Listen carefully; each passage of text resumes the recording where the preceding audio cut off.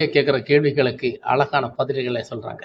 வெறித்தனமான பதில். அங்கேயும் அவங்க அந்த வசனத்தை விடலைங்க. "அஜித்தே கடவுளே! அஜித்தே கடவுளே!" இந்த வசனத்த நீங்க பேசாதீங்கன்னு தான் நம்ம சொல்லணும். ஏன்னா, இன்னைக்கு ஒரு சாதாரண நம்மள போல ஒரு சாதாரண ஒரு மனுஷன், அவர் ஒரு நடிகரா இருக்கிறாரு. அதுதான் வித்தியாசம். ஒரு மனிதனை நமக்கு கடவுள் என்று சொல்வது தவறுதான். ஆனாலும் ஒரு மனிதனை கடவுள் என்று பேசப்படுவது அளவிற்கு ஒரு மனிதன் இன்னைக்கு உயர்ந்திருக்கிறார் என்றால் பெருமைதான். இப்படி நமக்கு மாற்றி மாற்றி அதை சிந்திக்கலாம்.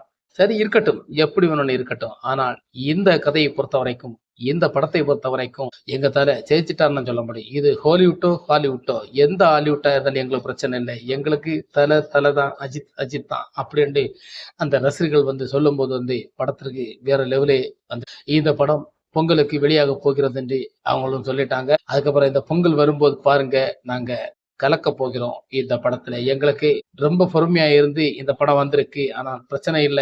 தல 2 வருஷம்